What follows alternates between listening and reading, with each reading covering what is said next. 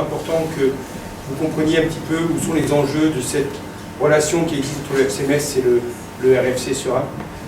Parce que bon, le problème de toutes ces collaborations-là, c'est que quand ça se joue au niveau des dirigeants, on ne voit pas forcément l'utilité et l'intérêt à l'intérieur du club. La frontière belge est très proche, et donc on s'est dit, mais comment aujourd'hui développer quelque chose avec la Belgique francophone, puisque bon, on a l'avantage de pouvoir facilement intégrer les jeunes joueurs dans les parcours scolaires, parce qu'ils sont francophones, les scolarités sont proches, les garçons peuvent assez rapidement retourner dans leur famille, donc on s'est dit, ça serait intéressant de pouvoir voir comment on pouvait travailler.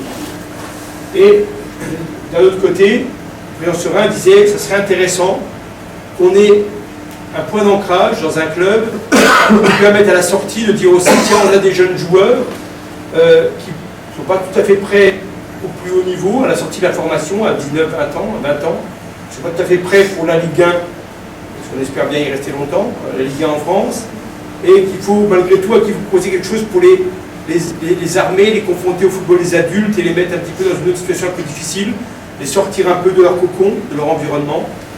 Et on s'est dit, tiens, et lui, là, lui est arrivé en relation avec Vincent Scarella, avec les dirigeants de l'époque ici, à dire, mais il y a un club qui serait intéressant, c'est Serein.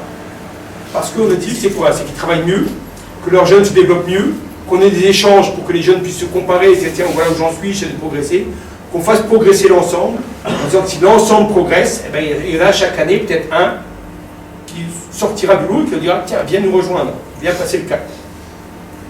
En faisant progresser tout le monde, on fait progresser les meilleurs aussi. Et quand les meilleurs progressent, ils font progresser les autres parce qu'ils les tirent derrière eux. Vous savez bien, une équipe, quand une équipe progresse, c'est qu'il y a 2 ou 3 joueurs qui sont au-dessus et qui tirent tout le monde derrière. Et comme l'équipe, elle progresse, ben elle fait progresser les meilleurs qui deviennent encore meilleurs. Et ça demande du temps. C'est ce temps-là qu'on veut se donner. Et c'est pour ça qu'il est important, le groupe que vous êtes là, vous allez, je veux que vous sentiez ça, parce qu'on veut que demain, vous soyez porteur de cette parole-là auprès des autres parents du club et qu'on arrive à faire le parcours à vous, c'est comment aller de l'école de football et des petits jusqu'au football pro. Et aujourd'hui, dans notre logique, moi, il n'y a rien dans les U10 qui ont joué ici, dans mon idée, il n'y a rien qui empêche de penser que parmi eux, il y en a 1 ou 2 ou 3 peut-être qui, dans 10 ans, seront professionnels. On l'a structuré pour aller vers le haut niveau. La première étape, je dirais que c'est... Aujourd'hui, ce qu'on a en Grenade, c'est le parcours royal. Ce qu'on appelle l'école... Un garçon rentre et signe chez nous une première licence, alors, entre 6 et 13 ans, dans ce qu'on appelle l'école de football. L'école de football, c'est nos U10 qui sont là. De 6 à 13 ans, c'est l'école de football, elle est ouverte à tout le monde. Mais pour nous, le parcours royal, c'est un garçon qui rentre là. Et l'école de football, qu'est-ce qu'elle a comme objectif? Elle a comme objectif de permettre aux garçons d'intégrer la deuxième étape, qui est notre pôle préformation. Préformation U14, U15. Quelle est la différence? École de football, rapidement on arrive à 3-4 entraînements semaine. C'est la raison pour laquelle, depuis 2 ans, j'ai fait un gros effort dans l'encadrement. Nos éducateurs école de football sont tous diplômés, alors pour faire comparaison, tous diplômés, au moins licence B. À l'école de football, l'objectif d'amener les garçons vers la préformation. En préformation, donc U14, U15, là on est déjà dans une structure professionnalisante, d'accès vers le haut niveau. C'est-à-dire que quand on arrive là, c'est prise en charge sportive, prise en charge scolaire, prise en charge médicale, prise en charge éducative. C'est-à-dire que là déjà, les entraîneurs sont salariés à temps plein, il y a un médecin qui consulte 3 fois par semaine, il y a un kiné tous les jours, qui consulte tous les jours, qui charge pendant 2 heures, qui prend en charge les blessés, les récupérations tous les jours. Il y a un collège, tous les garçons sont dans le même collège, suivent un parcours scolaire, s'entraînent tous les jours ensemble, 5 fois semaine, sont avec un accompagnement scolaire tous les soirs, avec un petit groupe de 6-7, ils ont un enseignant qui travaille avec eux pour les devoirs, l'accompagnement, ils sont pour une grande partie internes, donc on est vraiment dans une structure là, professionnalisante.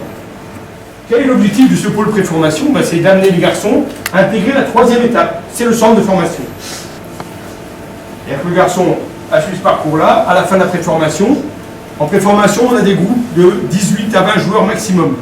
18 à 20, là, c'est 2 entraîneurs pour 18 joueurs par catégorie. pas un entraîneur adjoint, deux entraîneurs. Moi, j'aime pas le terme d'adjoint. Le terme d'adjoint, l'impression qu'il porte les plots. Pour moi, les entraîneurs, il y a un référent, un responsable et un entraîneur. Et les deux travaillent ensemble et communiquent. L'objectif du centre de formation, qu'est-ce que c'est? Évidemment, c'est d'amener les joueurs vers le groupe professionnel du FC Metz. Ce parcours-là, c'est le parcours parfait, idéal. Le garçon qui arrive là, qui passe chacune des étapes et qui arrive là. On a parlé tout à l'heure de Mathieu Hudol qui est venu l'an dernier, il est l'exemple type. Arrivé à l'école de football, Thomas Didion, gardien de but il y a 2 ans ici chez vous, école de football, Thomas est arrivé à 12 ans, Mathieu Hudol est arrivé à 11 ans, ils sont passés par la préformation, la formation, sans doute pro aujourd'hui. Mais évidemment, ça ne marche pas tout le temps comme ça. C'est la raison pour laquelle, pour rentrer ici en préformation, c'est là qu'apparaît le RFC Sera. Parce que, aujourd'hui, forcément, ici, sur un groupe 18-20 joueurs, on va dire la moitié, allez, on va dire un groupe de 20, la moitié vient de là, 10. Les 10 autres, on n'a pas chaque année 10 joueurs capables de rentrer dans cette structure-là, même si on a bien travaillé. Les 10 autres, ça va venir essentiellement des clubs partenaires, en Moselle, et la région, et l'objectif, pour l'instant c'est pas le cas, mais l'objectif c'est que maintenant, on arrive progressivement à accueillir un ou l'autre garçon chaque fois du RFC Sera, qui peut déjà venir là. Avec quel statut? Alors forcément, un stagiaire, il n'a pas le droit d'être licencié à Metz, c'est pas un problème. Il ne jouera pas en compétition, ça c'est pas un problème. Nous, la compétition, c'est secondaire. Ce qui nous importe, c'est le travail. Ce qui nous importe, c'est qu'on ait travaillé ensemble avec Serein pour dire voilà, il y a un garçon qui est prêt, il intègre là, il vient la semaine s'entraîner chez nous, il rentre dans sa scolarité déjà en France, il s'entraîne toute la semaine, le vendredi il rentre, le week-end il joue ici, pas de problème. Il y a 4 ans, une section sportive, au lycée Schumann, c'est une section sportive pour les garçons qui sortent de là, qui pendant 2 ans sont entraînés 5 fois la semaine, qui ont pris au goût à tout ça et qu'un seul coup plafonnent. On veut pas, je dirais que c'est un service après-vente, ça ne nous apporte rien, ça ne nous sert à rien. On a repris cette section sportive à Metz, qui est une grosse section sportive de foot élite amateur, mais on l'a prise, Gabi la connaît bien, on l'a prise parce que on ne veut pas laisser tomber les garçons, on veut qu'ils puissent continuer à s'entraîner 5 fois semaine, donc on paye le cadre. Et on a tous les ans 1 ou 2 joueurs qui viennent, Grand Est, Paris, par génération, 1 ou 2. Et dans le Grand Est de Paris, on peut avoir un garçon, tiens, on dit, on ne l'a pas vu tout de suite, on l'a laissé dans son club parce qu'il n'était pas prêt, et il va nous rejoindre à l'entrée du centre de formation. Ils zappent cette étape-là. Et là encore, notre objectif, c'est que Serein apparaisse.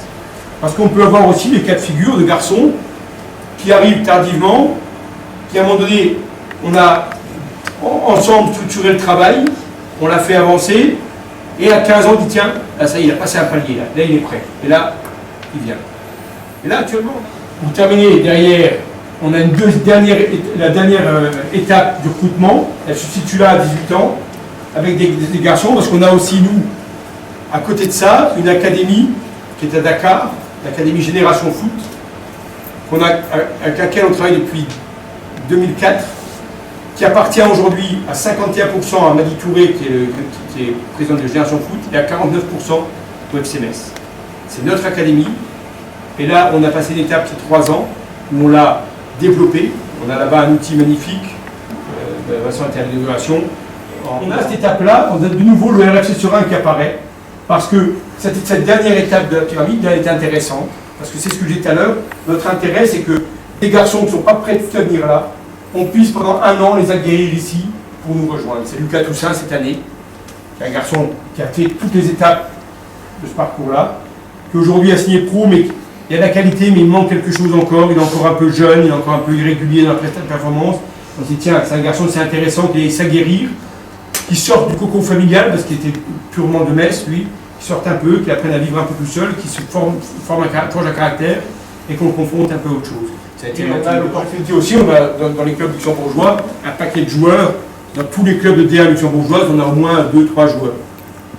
Parce que ces garçons-là sont formés, ont un haut niveau de performance, ils sont capables d'évoluer à ce niveau-là, et forcément, ces garçons-là, ils intéressent les clubs luxembourgeois, parce que c'est des garçons de qualité, et pour eux, les clubs luxembourgeois, c'est intéressant, parce qu'ils y arrivent à trouver un boulot, à bien gagner leur vie, et puis à trouver un bon équilibre certains vivent même très bien en leur bien bourgeois. C'est une bonne issue pour nous.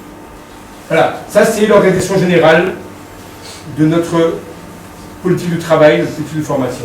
Ensuite, le FCMS, pour ceux qui ne connaissent pas, on situe régulièrement, on va dire, parmi les 5 à 6 clubs, centres de formation qui comptent en France depuis très nombreuses années. Bon, encore que les 5-6 devant, il faut enlever Lyon, Monaco, PSG, qui sont dans une logique. Hein, ils n'ont pas les mêmes moyens, on n'est pas dans la même catégorie, on n'a pas les mêmes objectifs, on ne cherche pas la même chose. Moi, ça surprend toujours les gens chez nous, mais quand on a une réunion le lendemain de match, nous, c'est pas l'entraîneur qui parle de son équipe et qui non, c'est l'entraîneur.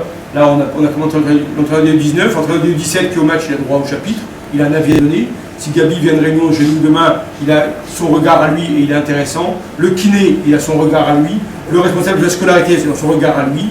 Le responsable éducatif, il a son regard à lui. Et on partage les regards. Il n'y a pas de hiérarchie. En disant c'est l'entraîneur qui décide. Non, c'est pas comme ça. Tout le monde a un avis. La formation d'un joueur, tout le monde a un avis, y compris les parents. Et moi, je défends l'idée que les parents doivent être associés à ce projet-là. Avec les parents, ils ont un avis. On ne veut pas dire qu'on va leur donner raison, mais on doit écouter ce qu'eux voient, comment ils le voient. Ça doit nous interpeller et on doit associer tout le monde dans tous les projets de formation du joueur. Je ne sais pas si vous avez quelques questions que ce soit, par exemple peut-être Vincent ou d'Axel, on est facilement joignable. Oh, avec mon nom. Regardez, vous avez dit pas. Magnifique.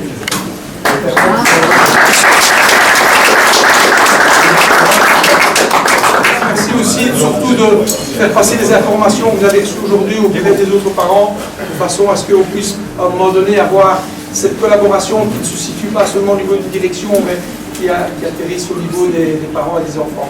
C'était l'objectif, et on remettra ça avec peut-être des thèmes un peu particuliers en compte de certaines de vos remarques. Merci avec les enfants. Merci. Merci.